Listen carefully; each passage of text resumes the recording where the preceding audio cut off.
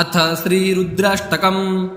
नमामि शमीशाननिर्वाणरूपं विभुं व्यापकं ब्रह्मवेदस्वरूपं निजं निर्गुणं निर्विकल्पं निरीहं चिदाकाशमाकाशवासं भजेऽहं। निराकारमोङ्कारमूलं तुरीयं गिरज्ञानगोतीतमीशं गिरीशं करालं महाकालकालं कृपालं गुणागारसंसारपारं नतोऽहं। तुषाराद्रिसङ्काशगौरं गभीरं मनोभूतकोटिप्रभाश्रीशरीरं स्फुरन्मौलिकल्लोलिनी चारुगङ्गा लसद्बालबालेन्दुकण्ठे भुजङ्गा चलत्कुण्डलं भ्रूसुनेत्रं विशालं प्रसन्नाननं नीलकण्ठं दयालं मृगाधीशचर्माम्बरं मुण्डमालं प्रियं शङ्करं सर्वनाथं भजामि। मृगाधीशचर्माम्बरं मुण्डमालं प्रियं शङ्करं सर्वनाथं भजामि। प्रचण्डं प्रकृष्टं प्रगल्भं परेशम् अखण्डम् अजं भानुकोटिप्रकाशं त्रयः शूलनिर्मूलनं शूलपाणिं भजेऽहं भवानीपतिं भावगम्यं। कलातीतकल्याणकल्पान्तकारी सदा सज्जनानन्ददाता पुरारी चिदानन्दसन्दोहमोहापहारी प्रसीद प्रसीद प्रभो मन्मथारि। न यावदुमानाथ पादारविन्दं भजन्ति हलोके परे वा नराणां न तावत् सुखं शान्तिसन्तापनाशं प्रसीद प्रभो सर्वभूताधिवासं। न जानामि योगं जपं नैव पूजां नतोऽहं सदा सर्वदा शम्भुतुभ्यं। जराजन्मदुःखौघतातप्यमानं प्रभो पाहि आपन्नमामीश शम्भो। रुद्राष्टकमिदं प्रोक्तं विप्रेण हरतोषये ये पठन्ति नरा भक्त्या तेषां शम्भुः प्रसीदति। जय जय श्री रुद्राष्टकम्। ओं तत्सत् श्री शिवार्पणमस्तु। अथ श्रीरुद्राष्टकम्। नमामि शमीशाननिर्वाणरूपं विभुं व्यापकं ब्रह्मवेदस्वरूपं निजं निर्गुणं निर्विकल्पं निरीहं चिदाकाशमाकाशवासं भजेऽहं। निराकारमोङ्कारमूलं तुरीयं गिरज्ञानगोतीतमीशं गिरीशं करालं महाकालकालं कृपालं गुणागारसंसारपारं नतोऽहं। तुषाराद्रिसङ्काशगौरं गभीरं मनोभूतकोटिप्रभाश्रीशरीरं स्फुरन्मौलिकल्लोलिनी चारुगङ्गा लसद्बालबालेन्दुकण्ठे भुजङ्गा चलत्कुण्डलं भ्रूसुनेत्रं विशालं प्रसन्नाननं नीलकण्ठं दयालं मृगाधीशचर्माम्बरं मुण्डमालं प्रियं शङ्करं सर्वनाथं भजामि। मृगाधीशचर्माम्बरं मुण्डमालं प्रियं शङ्करं सर्वनाथं भजामि। प्रचण्डं प्रकृष्टं प्रगल्भं परेशम् अखण्डम् अजं भानुकोटिप्रकाशं त्रयः शूलनिर्मूलनं शूलपाणिं भजेऽहं भवानीपतिं भावगम्यं। कलातीतकल्याणकल्पान्तकारी सदा सज्जनानन्ददाता पुरारी चिदानन्दसन्दोहमोहापहारी प्रसीद प्रसीद प्रभो मन्मथारि। न यावदुमानाथ पादारविन्दं भजन्ति हलोके परे वा नराणां न तावत् सुखं शान्तिसन्तापनाशं प्रसीद प्रभो सर्वभूताधिवासं। न जानामि योगं जपं नैव पूजां नतोऽहं सदा सर्वदा शम्भुतुभ्यं जराजन्मदुःखौ गतातप्यमानं प्रभो पाहि आपन्नमामीश शम्भो। रुद्राष्टकमिदं प्रोक्तं विप्रेण हरतोषये ये पठन्ति नरा भक्त्या तेषां शम्भुः प्रसीदति। जय जय श्री रुद्राष्टकम्। ओं तत्सत् श्री शिवार्पणमस्तु। अथ श्री रुद्राष्टकम्। नमामि शमीशाननिर्वाणरूपं विभुं व्यापकं ब्रह्मवेदस्वरूपं निजं निर्गुणं निर्विकल्पं निरीहं चिदाकाशमाकाशवासं भजेऽहं। निराकारमोङ्कारमूलं तुरीयं गिरज्ञानगोतीतमीशं गिरीशं करालं महाकालकालं कृपालं गुणागारसंसारपारं नतोऽहं।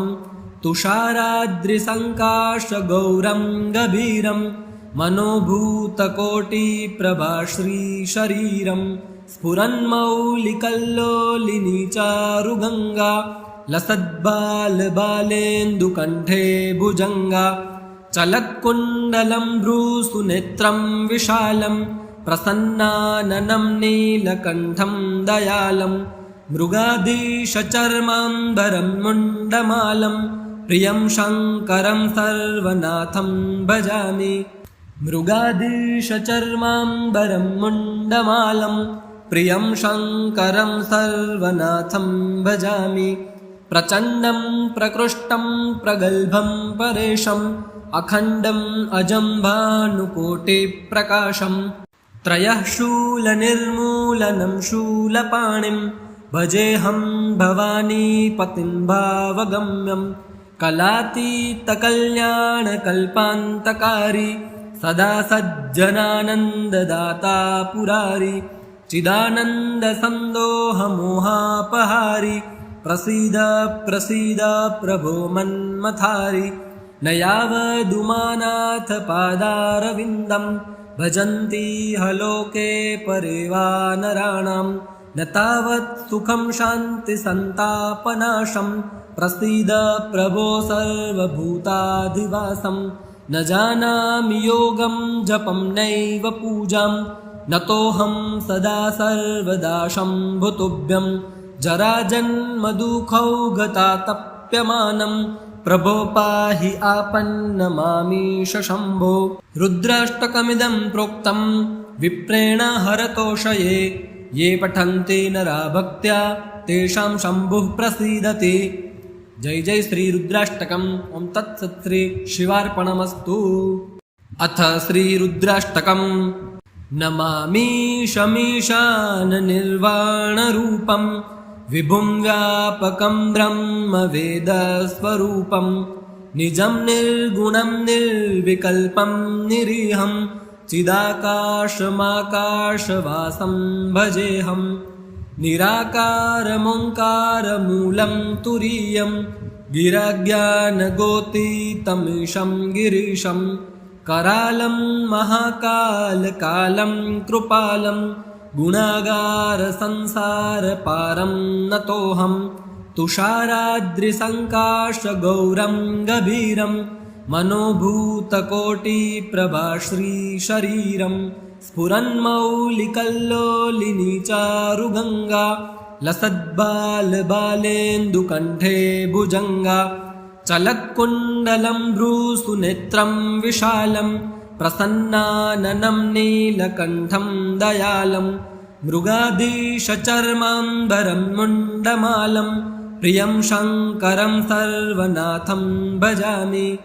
मृगाधीशचर्माम्बरं मुण्डमालं प्रियं शङ्करं सर्वनाथं भजामि। प्रचण्डं प्रकृष्टं प्रगल्भं परेशम् अखण्डम् अजं भानुकोटिप्रकाशं त्रयः शूलनिर्मूलनं शूलपाणिं भजेऽहं भवानीपतिं भावगम्यं कलातीतकल्याणकल्पान्तकारी सदा सज्जनानन्ददाता पुरारी चिदानन्दसन्दोहमोहापहारी प्रसीद प्रसीद प्रभो मन्मथारि न यावदुमानाथ पादारविन्दं भजन्ति हलोके परे वा नराणां न तावत् सुखं शान्तिसन्तापनाशं प्रसीद प्रभो सर्वभूताधिवासं न जानामि योगं जपं नैव पूजां नतोऽहं सदा सर्वदा शम्भुतुभ्यं जराजन्मदुःखौ गतातप्यमानं प्रभो पाहि आपन्नमामीश शम्भो। रुद्राष्टकमिदं प्रोक्तं विप्रेण हरतोषये ये पठन्ति नरा भक्त्या तेषां शम्भुः प्रसीदति। जय जय श्री रुद्राष्टकम्। ओं तत्सत् श्री शिवार्पणमस्तु। अथ श्री रुद्राष्टकम्। नमामि शमीशान निर्वाणरूपं विभुं व्यापकं ब्रह्म वेदस्वरूपं निजं निर्गुणं निर्विकल्पं निरीहं चिदाकाशमाकाशवासं भजेऽहं निराकारमोङ्कारमूलं तुरीयं गिरज्ञानगोतीतमीशं गिरीशं करालं महाकालकालं कृपालं गुणागारसंसारपारं नतोऽहं तुषाराद्रिसङ्काशगौरं गभीरं मनोभूतकोटिप्रभाश्रीशरीरं स्फुरन्मौलिकल्लोलिनी चारुगङ्गा लसद्बालबालेन्दुकण्ठे भुजङ्गा चलत्कुण्डलं भ्रूसुनेत्रं विशालं प्रसन्नाननं नीलकण्ठं दयालं मृगाधीशचर्माम्बरं मुण्डमालं प्रियं शङ्करं सर्वनाथं भजामि। मृगाधीशचर्माम्बरं मुण्डमालं प्रियं शङ्करं सर्वनाथं भजामि। प्रचण्डं प्रकृष्टं प्रगल्भं परेशम् अखण्डम् अजं भानुकोटिप्रकाशं त्रयः शूलनिर्मूलनं शूलपाणिं भजेऽहं भवानीपतिं भावगम्यं कलातीतकल्याणकल्पान्तकारी सदा सज्जनानन्ददाता पुरारी चिदानन्दसन्दोहमोहापहारी प्रसीद प्रसीद प्रभो मन्मथारि न यावदुमानाथ पादारविन्दं भजन्ति हलोके परे वा नराणां न तावत् सुखं शान्तिसन्तापनाशं प्रसीद प्रभो सर्वभूताधिवासं न जानामि योगं जपं नैव पूजां नतोऽहं सदा सर्वदा शम्भुतुभ्यं जराजन्मदुःखौ गतातप्यमानं प्रभो पाहि आपन्नमामीश शम्भो। रुद्राष्टकमिदं प्रोक्तं विप्रेण हरतोषये ये पठन्ति नरा भक्त्या तेषां शम्भुः प्रसीदति। जय जय श्री रुद्राष्टकम्। ओं तत्सत् श्री शिवार्पणमस्तु। अथ श्री रुद्राष्टकम्। नमामि शमीशान निर्वाणरूपं विभुं व्यापकं ब्रह्म वेदस्वरूपं निजं निर्गुणं निर्विकल्पं निरीहं चिदाकाशमाकाशवासं भजेऽहं निराकारमोङ्कारमूलं तुरीयं गिरज्ञानगोतीतमीशं गिरीशं करालं महाकालकालं कृपालं गुणागारसंसारपारं नतोऽहं तुषाराद्रिसङ्काशगौरं गभीरं मनोभूतकोटिप्रभाश्रीशरीरं स्फुरन्मौलिकल्लोलिनी चारुगङ्गा लसद्बालबालेन्दुकण्ठे भुजङ्गा चलत्कुण्डलं भ्रूसुनेत्रं विशालं प्रसन्नाननं नीलकण्ठं दयालं मृगाधीशचर्माम्बरं मुण्डमालं प्रियं शङ्करं सर्वनाथं भजामि। मृगाधीशचर्माम्बरं मुण्डमालं प्रियं शङ्करं सर्वनाथं भजामि।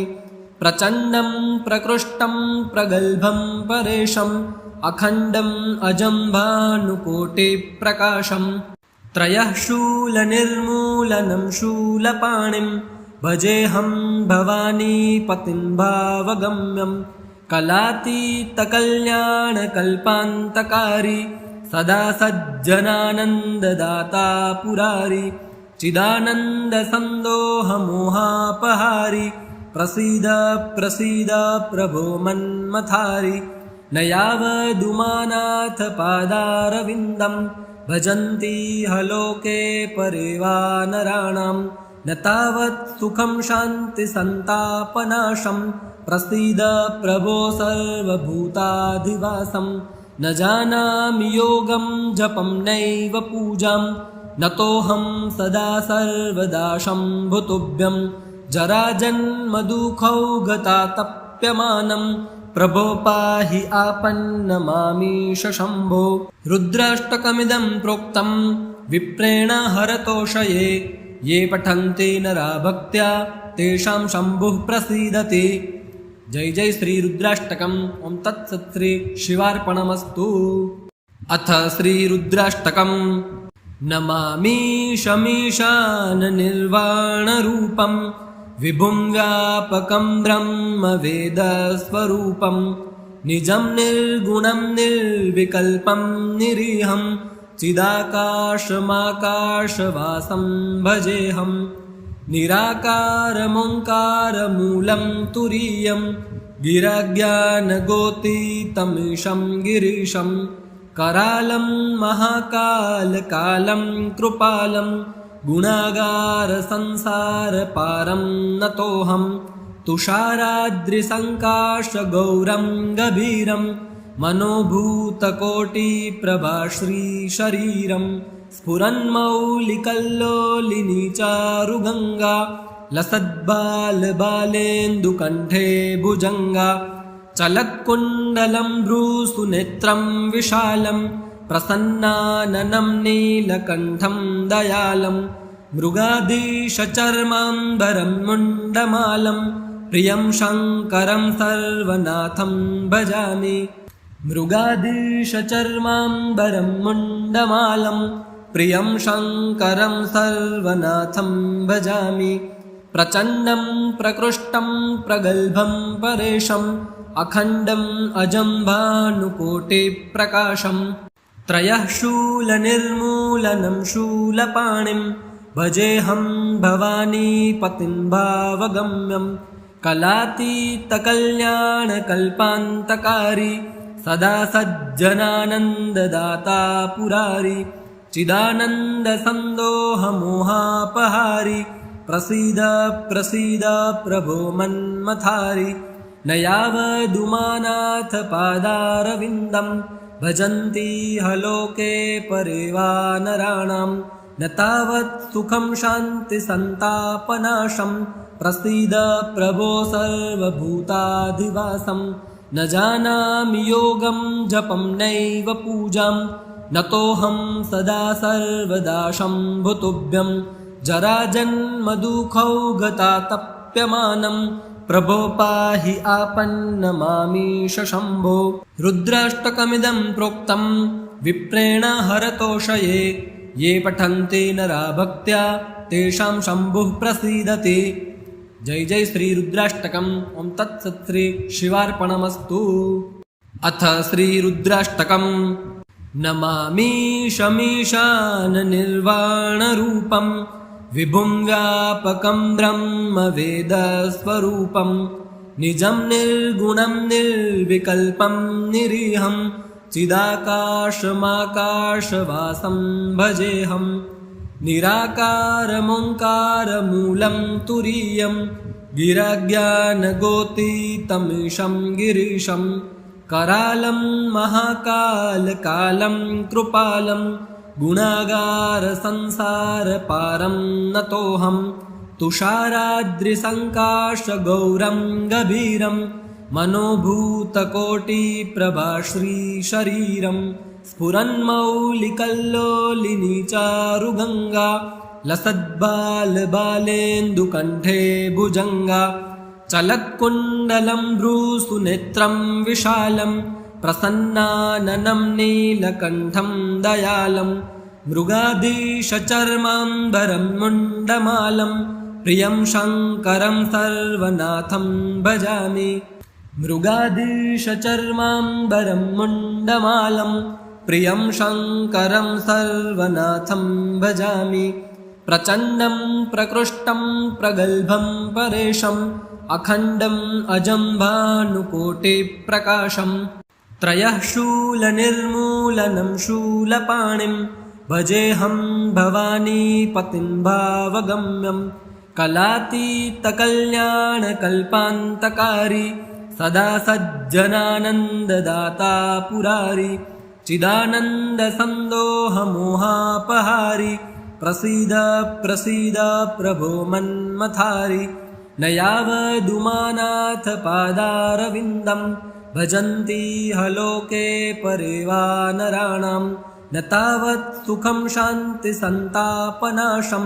प्रसीद प्रभो सर्वभूताधिवासं न जानामि योगं जपं नैव पूजां नतोऽहं सदा सर्वदा शम्भुतुभ्यं जराजन्मदुःखौ गतातप्यमानं प्रभो पाहि आपन्नमामीश शम्भो रुद्राष्टकमिदं प्रोक्तं विप्रेण हरतोषये ये पठन्ति नरा भक्त्या तेषां शम्भुः प्रसीदति।